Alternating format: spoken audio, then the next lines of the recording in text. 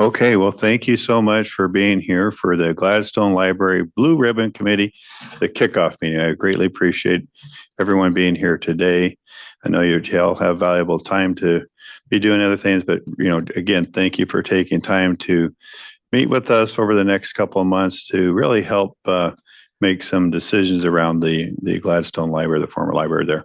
So with that, what I'd like to do is just today, we're going to go through, do a round of introductions, kind of talk about who you are, where you're from, and an area you might be representing, and what area you work in there would be helpful. And then we'll jump into kind of talking about just the overview of what the Blue Ribbon Committee will be doing. We'll be meeting probably 3 to 4 times during this process here to really kind of help shape what some input around the former library site there. We'll also kind of talk about the next thing I'll talk about today is just the project timeline. We'll be going over the milestones that we hope to achieve for that. And then there's a couple reports. I'm sure everyone read their packet before they came here tonight or this evening, but we'll be going through the existing site conditions report, the property appraisal report, and the community engagement there. And then we'll be talking about some next steps from that standpoint there. So my name is John Lagarza. I'm with Healthy Sustainable Communities. We provide economic development support to the city of Gladstone, and we're helping them with the process of the disposition of the library there. So if we could just go around and everyone could kind of introduce themselves, that'd be greatly appreciated. Thank you. Hi, I'm Kathy Wiseman. I'm a Gladstone resident, 16 years. Spent most of my time in Clackamas County. I worked for the city of Oregon City for 20 years, and then prior to that for Multnomah County for about 13 years.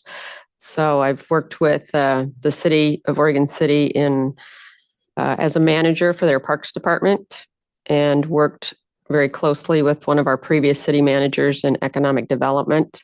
My husband and I had a construction company for 35 years, so we're pretty well versed in project management, and I would love to see Gladstone's Main Street become very vibrant and exciting to be on. So that's why I'm here. Hi, I'm Kyle Donovan. I've lived here for over 10 years now. I have 3 kids who attend Gladstone schools. I professionally oversee sales and marketing for an international food brand. But essentially, similar to what Kathy said, we're just big participants in the city of Gladstone, our family is, and would just really love to see this new space be put to good use that can be served for all of the community. So that's why I'm here. Hello, my name is Kato Switkowski. I've lived in Gladstone for 2 years. I own a couple of properties here. I am a beginner real estate developer, and I'm building some cottages in Southeast Portland in Lads Addition. And my focus is bringing more residential units to Portland and the metro area. Hi, I'm Andrew Langston. I've been in Gladstone for, I think, about 10 years now. Yep. I'm on the planning commission, and I have 2 kids that have gone through the school system, and I'm here to help find best practice for the building that will serve everybody and be useful for our community. Hello, everybody. I'm Steve Perkins. I'm with Clackamas County, the Office of Economic Development. And I'm here in that role as a county employee, not a volunteer. I don't live in Gladstone. I do live in the county. I've worked with economic development, public and private sector real estate, as an owner's rep, so forth, for over 20 years, and happy to help this process however I can. Good afternoon. I'm Natalie Smith. I currently serve as the Gladstone Planning Commission Chair. I also serve on the library board. I volunteered since 2010 pertaining to the library, getting a new library built, and now seeing how we can possibly repurpose our old location that will be best for our city and the citizens. And I've been a member of, I've lived here over 25 years. Hello there. I'm Ariella Sophie Sternberg, and I am the Community Engagement and Public Programs Manager with the Clackamas Arts Alliance. I'm coming to this with this background in public arts, and I also used to be a middle school and high school arts teacher. So I'm here to help support the community initiative, think about ways and possibilities of supporting Gladstone community through arts or through youth engagement. I'm not a Gladstone resident. I live in the city of Milwaukee, not too far away.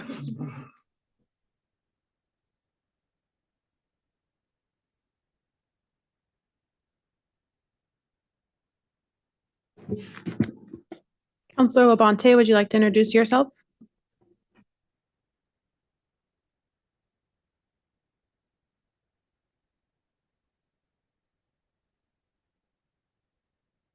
We can't hear you.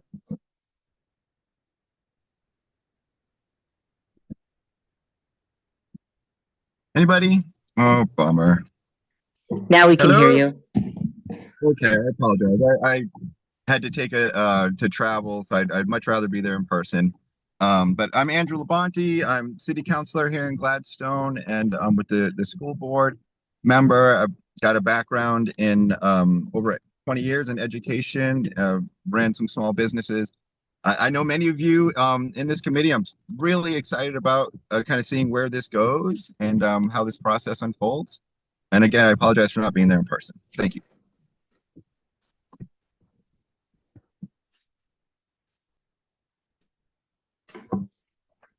Anyone else there, Haley? We're good? All right. Well, this is exciting. So the second thing on our agenda here is just to kind of talk about the purpose and overview for the committee there. And again, the mission here for this group is to really provide some input and guidance here as we go through establishing the RFP and then coming up with some scoring criteria. I've got a draft set of samples of the scoring criteria for us to start some feedback on that. But then at the end of the day, we'll be looking to launch the RFP around December. And then probably mid-January, we'll be coming in and looking and scoring the applicants from that standpoint there and making a recommendation to the city council there. So any questions about kind of what our intent is, our main goals here for a committee? Okay, great. Thank you. Okay, again, just number 3, reviewing the overall project timeline. So I did have a tour on the schedule here today, but I didn't know how many people. Probably most of you came either to the open house or have been to the library before. But if you would like to see the library, we will do an open house during the RFP process there to invite developers to come in there. But again, the goal overall is today is to go through some of the past reports that the city has completed here. We'll talk about those so you're up to date on that. We're proposing a second meeting, which will be probably the week of November 25th, which will be on Zoom. So we're trying to keep it as flexible as possible for everyone. Haley will probably send out a doodle poll for some dates around there and times, but we will look to do the second meeting towards the end of November there. In that second meeting, we will be going over the draft RFP that will be launching in December. So we'll be wanting to have any feedback or input around that RFP the week of November there.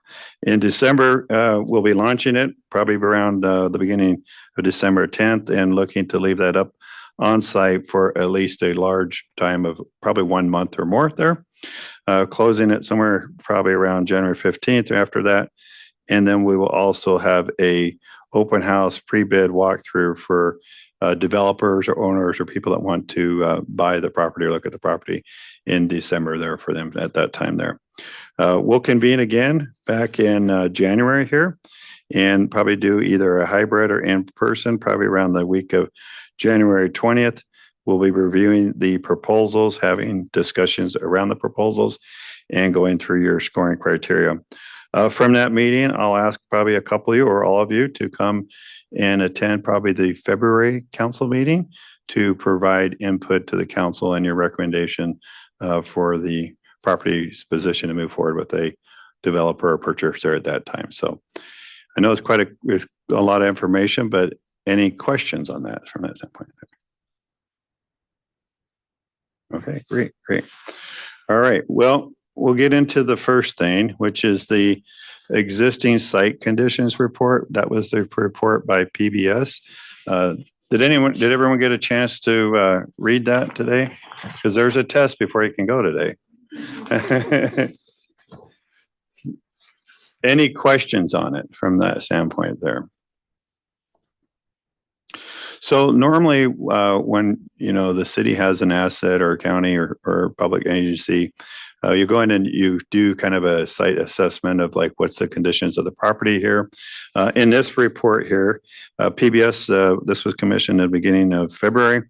They went in and went through the building on the 7th, it's actually the 7th of January there. And they took asbestos samples, took 31 asbestos samples, took six paint samples for lead, and looked at the lighting components in there. And the findings of this was actually asbestos is confirmed in 9 of the vinyl floor areas and some of the mastic, right? And some of the mastic underneath the carpet and in some of the exterior window sealant. It's quite common that we will see asbestos in vinyl tile in older buildings. It's nothing too alarming to see. So, but we want to be, transparent as possible as we go through and doing the transaction of the property there. Again, looking at the lead-based paint, the concentrations for the lead-based paint were not very high, but again, we did take samplings of that, and then also looking at all the fluorescent light bulbs that will need to be removed and stored away because of the murky. So at the end of the day, a licensed professional normally comes in and removes asbestos tile. They remove the paint and also the lighting receptacles within there. So really quite normal to see in a building of this age, but I wanted to make sure that we're all aware of this as we go through, and we will disclose this in the RFP when it goes public here too. So any questions around that? Were there any tests done to check on the mold? I'm not sure of that, but I can look back through the report on that too. Because I know at one point, having been involved with the library and planning commission, that building had lots of mold. Okay, we can ask PBS. Especially down in the basement.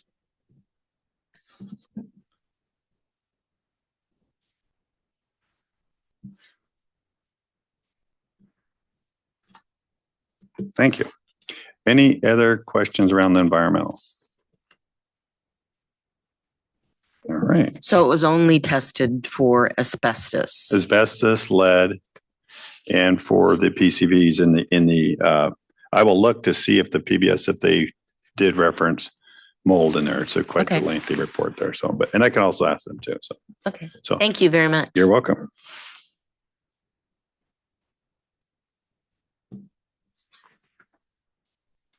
All right.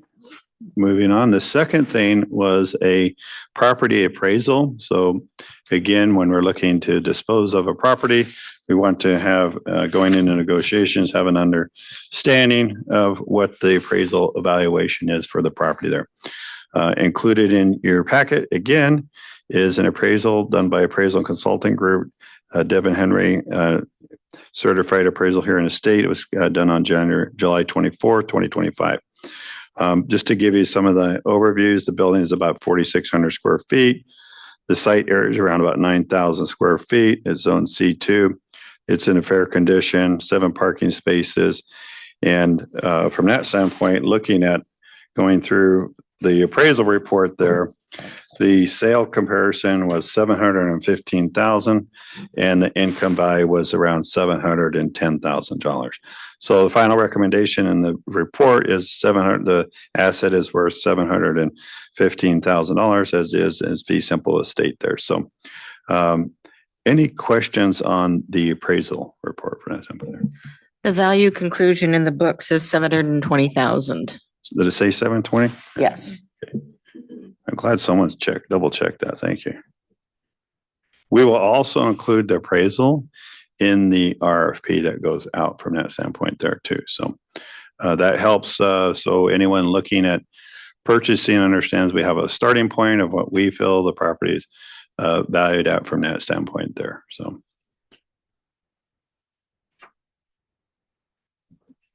I have a question. Yep. In the report, does it state the value of just the land without the building? Or just with the building and the land? Okay. I would have to look in there that if he broke it down per land and per the building there. Okay. And I'd note that there's not a replacement value given for it where they backed out and what it would cost to replace that building. And it also notes in that report that he didn't evaluate the condition of the building, which to my mind was pretty significant. Yeah, we shared the PBS report with him. So we did share the PBS report with him from that standpoint. So we're going to give both reports to that'll be out there, for in the RFP process. I'm sure some developers may come in and do their own appraisal report too. So it'll be interesting to see what valuations that normally we'll see that in a process is they'll come in with a valuation and then sometimes they'll make a little bit of back and forth on the final valuation there too. But those are good points. Thank you, Steve. Yeah.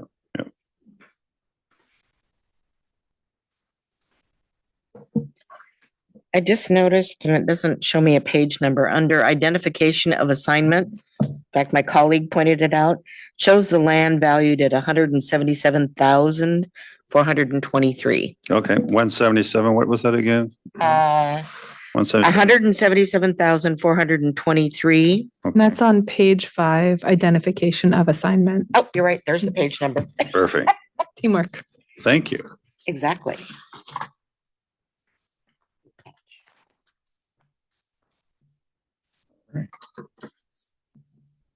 Any other questions about the appraisal?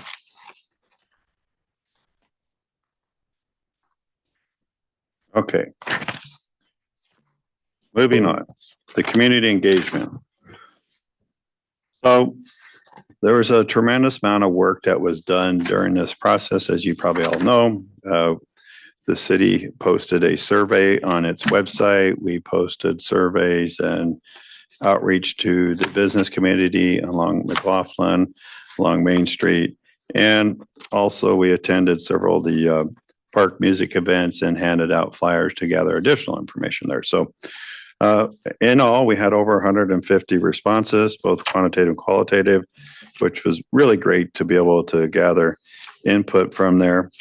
In that, you'll see that there was a lot of community support for redevelopment, promoting year-round activity in the area, areas of concern of like thinking about a community gathering space, small retail cafe uses, flexible event or art space, high interest in maintaining public access to the property, landscaping, making a destination within downtown Main Street there. Concerns, again, were around kind of parking, that the redevelopment aligns with the neighborhood scale and size, and just really economic goals of attracting local businesses, creating a destination that complements the Main Street in the area there. So this, again, will be included in the RFP here that will go out to and be also posted on the website here for people to review. Any questions or comments on the community engagement from that standpoint report?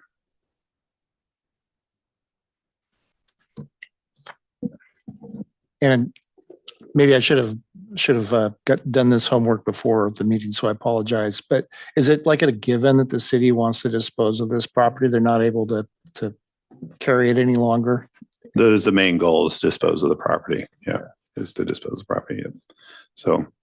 So with that, what's everyone's thoughts around what some of the scoring criteria should be for the RFP?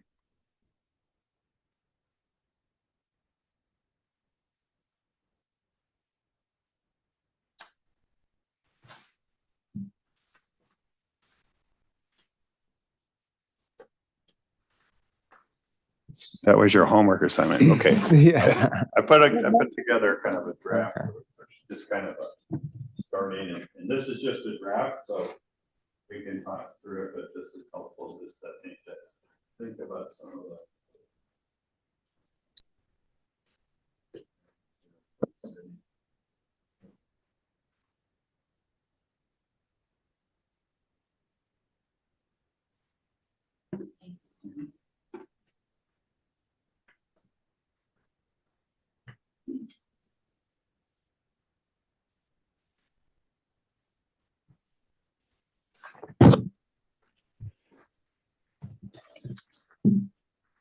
I'll give everyone a second to read this here. Now, this is Andrew Labonte here. Can you hear me? Yes. And I hear that the interest there was to dispose of the property, but my understanding from the conversations up to this point was that it's partly to dispose of this property or find a civic type use.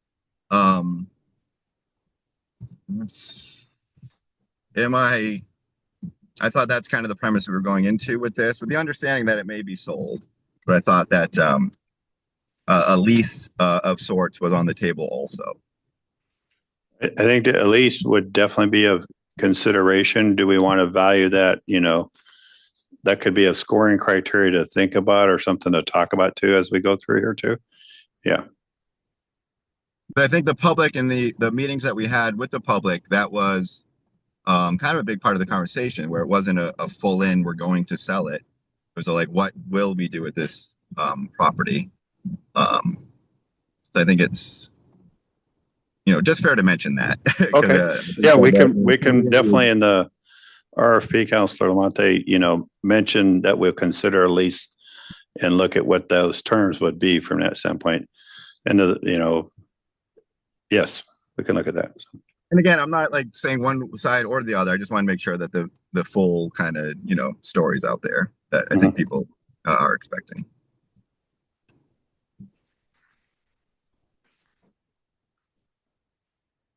Any thoughts on the RFP scoring draft here? Would it be possible, and I'm sorry that I'm logging in virtually and late, but whatever you just handed out to the group, it sounds like it was the scoring card for the RFP. Is there a way to put that up for us to see by chance? Yeah. Thank you.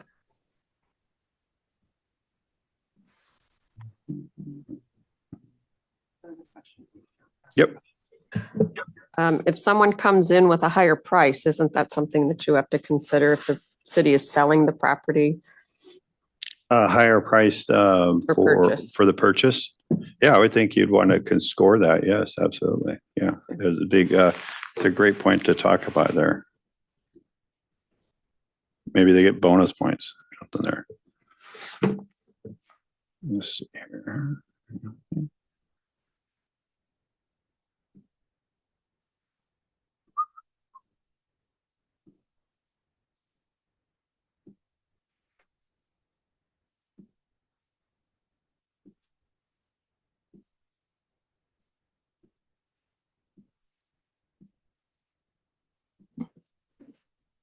One suggestion to add would be to show that there's a commitment to use local contractors and give that a, maybe 5 to 10 points. That way we're supporting our community.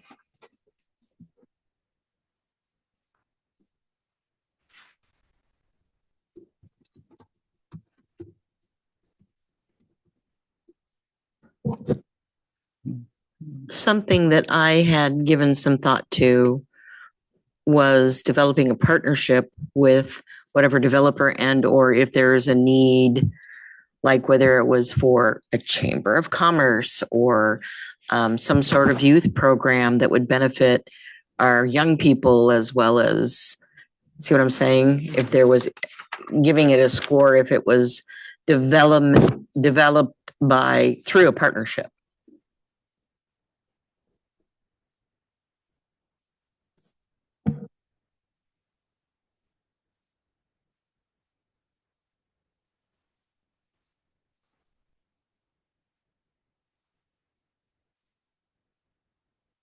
How does everyone feel about that? Like a youth partnership?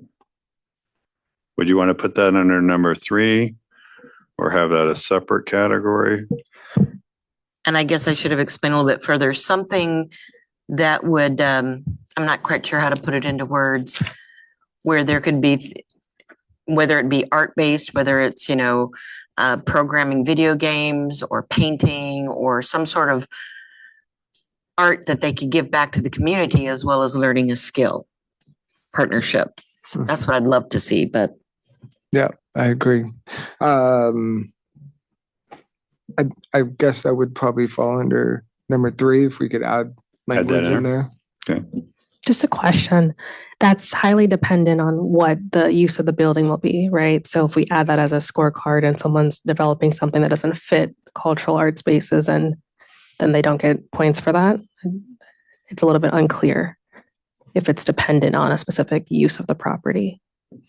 It's up to, that's why we're here to discuss it today. Oh, no, So I'm posing it as a question. Yeah. So I think would you like to see, 5 points for youth culture arts as a separate, or would you like to see it like included in a community benefit? So it clicks, number 3 kind of looks like community benefits, is in a space that you would also, get some points there for youth activities. So when you're maybe scoring number 3, maybe it's not a full 15 if they didn't have youth, but maybe they do have a small retail cafe. So maybe you end up scoring 10 or 12 points, right? So I think, I don't think you want to get so narrow defined that it's hard to check some of the boxes, but I think that's just some thoughts to think about, from that standpoint there. So I would be totally fine with that being added on to number 3. Okay. Because it could be youth as well as adults that would be included if they wanted to come learn and create beautiful art. I'm wondering if this category number 3 is, because you mentioned the word partnership, if the idea there is, if a proposal demonstrated partnership would say like a local nonprofit, if that weighs heavily in that favor, or multiple stakeholders. That's a good point. Yeah. Could we add something about that under the feasibility and financial capacity, as they probably would be part of their financial package? Like if they were teaming up, partnering with a group or organization, I imagine you would see some sort of funding source along with that. Yeah, I like that. We could add that on number 4, partnership opportunities. Underneath the team there. Good idea, Andrew. Did we like the idea of adding to 5 for experience and team qualifications, the use of local contractors? Yeah, I think local contractors, and then I like if they also come in with a above price on what the purchase price is. I think there should be some thoughts to that, because that's an opportunity there to think about really having, one of the things that we're going to want to vet out is just you really want a operator or developer that's solid, has done these projects. It works, and when we say kind of local, what is that? Is that in the Portland metro area, or is it just Gladstone? We got to kind of think about those characteristics too, because I don't, we have contractors here, right? But it's the same extent. We don't want to limit it too much from that standpoint, but we want to be acknowledging that. So from that standpoint too. So Can we just say like prioritize where possible? Because I do think using local folks like benefits the greater good of the community, which adds to the thrivingness that we all want to see. But I also hear you that like we need a really stable, solid, experienced person working on this project. But maybe where possible, we can try to prioritize that. I think prioritization of local, contractors, subcontractors, design team within a certain, if they can list that, we can ask for that in RFP. So then we can really take a little deeper dive on who their team is from that standpoint there. I think from the community feedback that we saw, there's really a big priority on this being a very community-driven space. And so I think the more that we can factor that into every sort of facet that we're evaluating this property for would be best. So I really like the idea of incorporating, like basically employing local folks. And you're right. What's the definition of local? I don't really know. Is it Gladstone or is it Clackamas County or just Portland Metro? But then I guess for me, well, of course, my personal opinion is, of course, I want to see this being used for youth programming or something like that, because I have a vested interest in that. But by adding those things to our scoring, are we being like too specific or too narrow in the categories? Because right now they kind of like are inclusive of it, but not specifically mentioning it. And so I wouldn't want to like, what's the word? Like deter a sort of proposal that we are here for without, if it's just not narrow scoped enough or something. Does that make sense? Okay. Andrew Labonte, if I may please add to that. And as much as I think I kind of I hear what you're saying there, and I feel it. I know that our community, we do have a community center, and they're making a big effort to try to get more. They're no longer the senior center; it's the community center, and I know they are making a big effort to get more art programs and more youth involved in the community center. So, as much as I would love to see, a community space, which is great, I think it's good to also be mindful that we. I don't know if we'd want to necessarily be competing against some of the city's goals with the existing space they already have. So I think it's good to kind of try to keep a broad scope as different ideas come in for development on that area.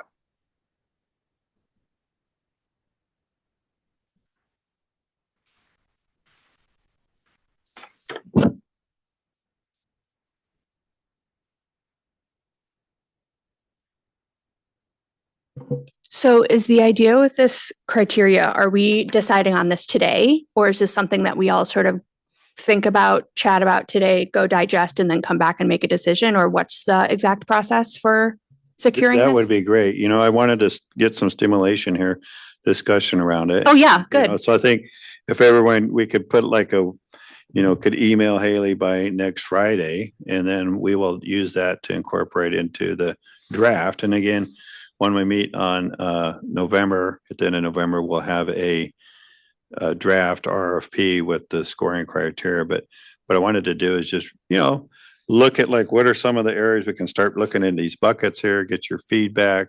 We don't have to finalize everything here today. If you want to take it and you're sleeping on it 2 days later and you're like, oh, maybe we should think about this, feel free to send it over, and then our team will go through and update the scoring criteria from that standpoint and include that in there. But I think if we can have if these 7 kind of buckets are a great starting point, and if you see some additional things you would like to have within them or something else, or even looking at the point scoring criteria, that's helpful too. Because, sometimes people will weight the financial and experience of a team higher than, so those are kind of just things to think about too. So like the capacity, sometimes in an area that's a really strong, weighted average there. So I was trying to just have a starting point from everything we've seen and heard from the community from that standpoint there. So. Yeah, I love that. I'm definitely a digester, so I like to go home and think about these things. Do we have something similarly that we've developed where we already have a RFP scoring criteria that we could use as like a point of reference, or no? Is this sort of like in its own league? This is the first that I know of the city going through this process. So this will be, So. Nice. I have another question. So I've been involved with an RFP for the city of Eugene, and they were telling the developers what they wanted to see built there, and then they filled out the proposal. And so I'm just kind of wanting to understand how we're doing this. Are we opening it up so the developers can pitch several different ideas, whether it's residential, commercial, an art center, or are we going to be finalizing what we want to see built there and then opening up for developers to fill out the RFQ? We are looking for developers to come in with what options they think will work for the community and fit there, be it residential, a bakery, a a youth center, but at the same time, we want to see their development experience, their capacity, all those things. And then we'll make a recommendation to the council of who we think best fits that space there. So taking all the community engagement that's been done, listening to all that, seeing the different proposals that we receive, and then making a suggestion to council. At the end of the day, council doesn't have to accept our recommendation, but what we're trying to do is have a good committee here that evaluates these, has looked at the data, reviewed the community engagement, make an intelligent recommendation. And that's why we try to cast the net of folks that are around in our community here, that hear the community and the voice of the community to help advise that to council from that standpoint. I hope that clarifies your question there. It does. Thank you. I think just an idea that it would be helpful if we could probably narrow the scope down so that we're asking people to send in their proposal on the same sort of type of what we're looking to build. Otherwise, it may be hard to score if someone wants to do a bakery or someone wants to do an art center, someone wants to do senior housing. I just kind of see it being a little bit hard to evaluate different proposals. Well, I'm open to hearing what everyone else thinks. Yeah, I'd love to hear the rest of you guys' response on that too. Yeah. Well, mentioning that proposing, you were mentioning about narrowing the scope. I kind of disagree with that. Like, I feel like this language, we wouldn't say like, hey, are you going to have this? It's just explain what kind of proposal, like what kind of funding can you get to help facilitate? And then they would elaborate like, yes, I'm getting funding through whatever for our proposal. Like, I don't think that's limiting. I don't think we use language that would be limiting. I think narrowing down to a specific type of use would, I think that would narrow the pot. I think certain people would have an idea. And if you're like, we only want to see, yeah, I think narrowing down the scope to a specific type of use we'd have a smaller pot. And I just think the way this is written, it's definitely open to everybody. And judging one against the other, I think that's where we look at what our community has provided us. Mm-hmm. Like they're telling us kind of what direction we want to go in. And then that's kind of where we would have to base on our own personal view of like, how do these match up with how would we score these matched up against our community's input?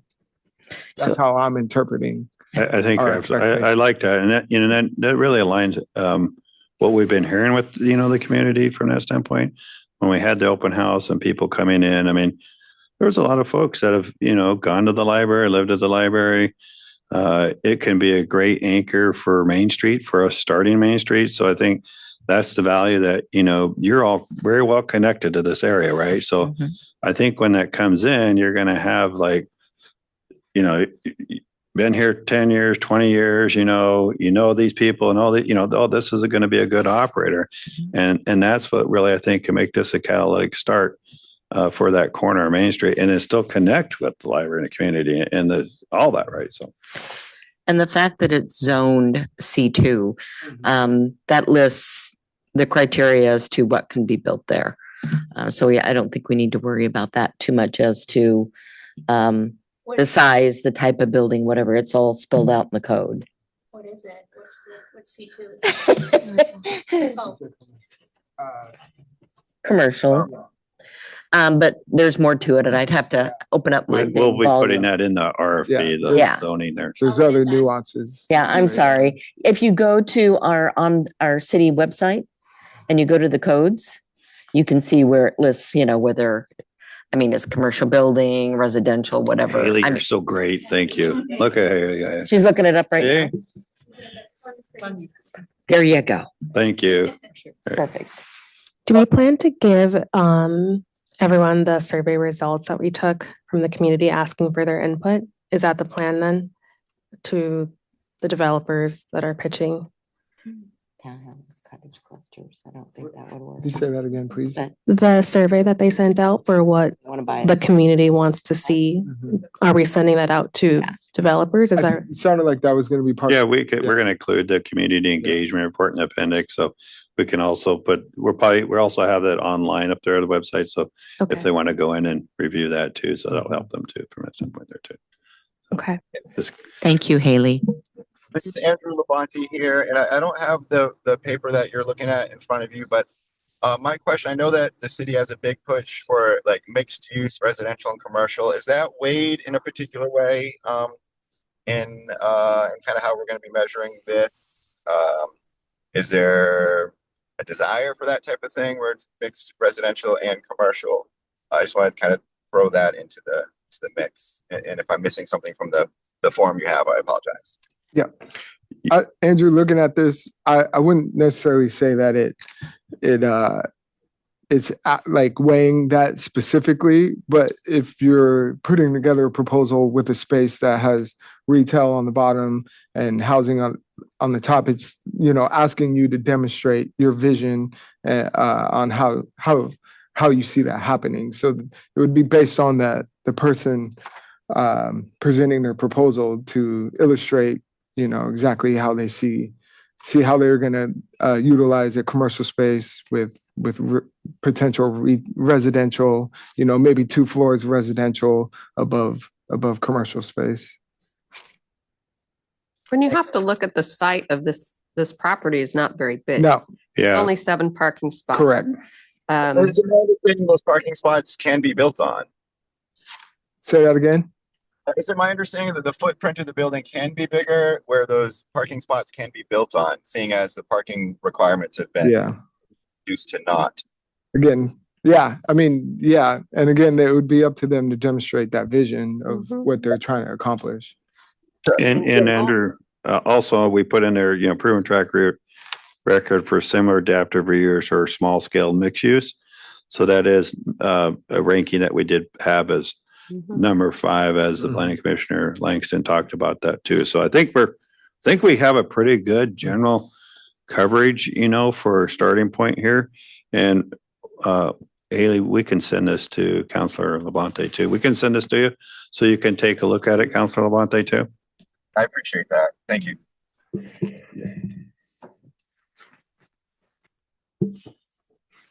Well, I just want to say at the end of the day, this, as you referenced, this is a site that could be an anchor for your main street.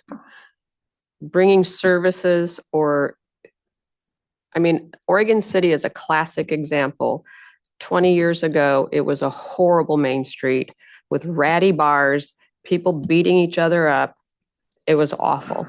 And they made a concerted effort to clean it up and have excellent restaurants and coffee shops, jewelry stores, the things that people want to come to a main street to see.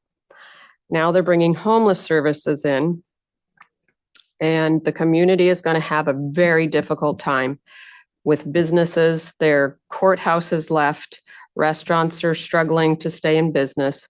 So if you're looking at economic development on a main street, it's less about individual services like an art center or a childcare center.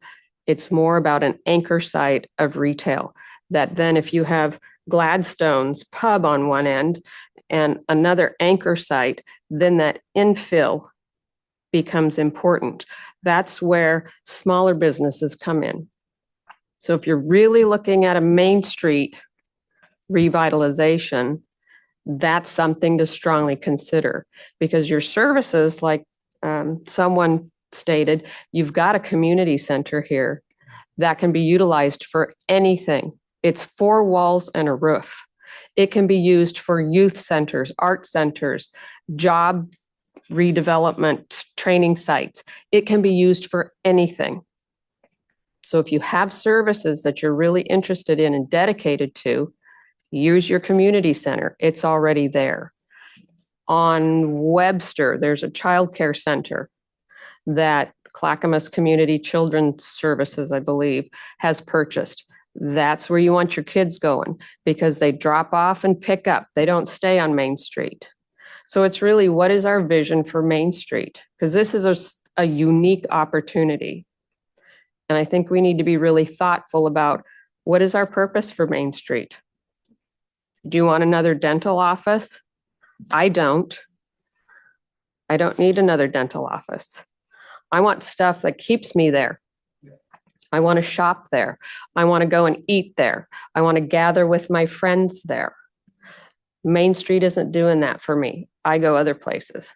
And I've lived here a long time. So I would hope that, at least personally, I would hope that we look at this as an exciting potential for our Main Street.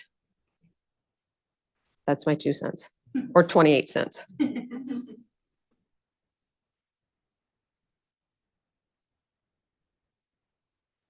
Yeah, thank you for that. And it is a great opportunity, just as you talked about. So also just, one of the goals for Gladstone is to be able to eventually start a Main Street program, start an economic development program, and start to revitalize that. So I think that is something, that we need to really think about as we go through the process here of like, what is that catalytic change that really draws folks into the area there? So any other thoughts on the scoring criteria here?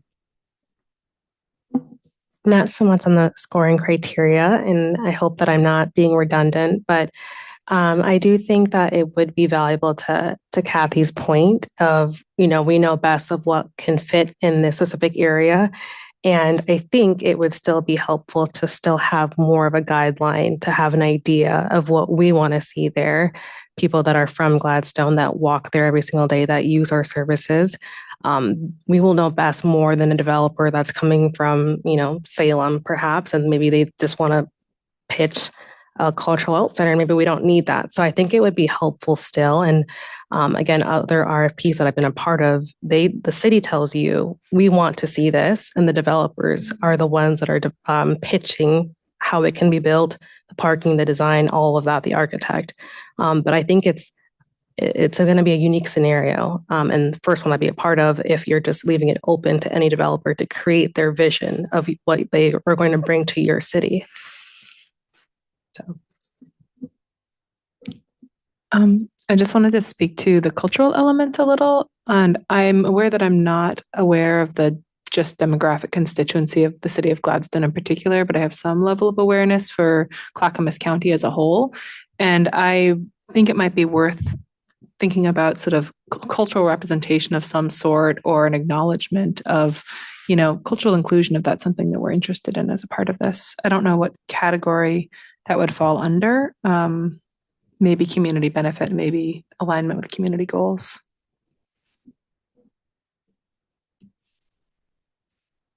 But that might make something like this a driver for a specific community, which then becomes sort of a cultural hub and can help create that sort of Main Street atmosphere. I'm thinking of, burnt down recently, but the Portland Mercado was such a great example of a really vibrant development on a road that was just a drive-through road before that. Did you say the Portland Mercado burned down? Yeah, a couple years really? ago. Yeah. Oh, They're wow. rebuilding in some capacity. Oh, was it the building? Yeah, and then the food carts had to move out for some level of Interesting. rebuild construction work. Yeah. Huh. Did the tortilla shop catch on fire, or what happened?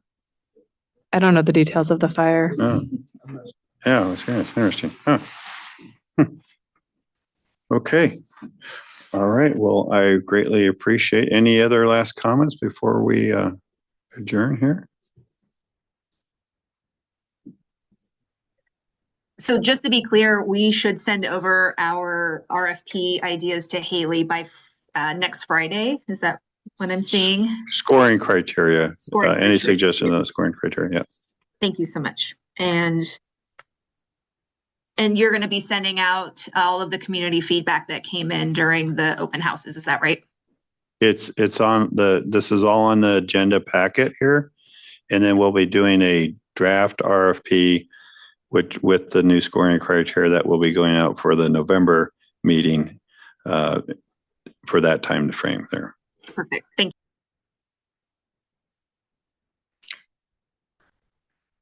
Thank you so much, everyone. Greatly appreciate your time today. Thank you, everybody. Look forward for this project to get underway. It'd be fun.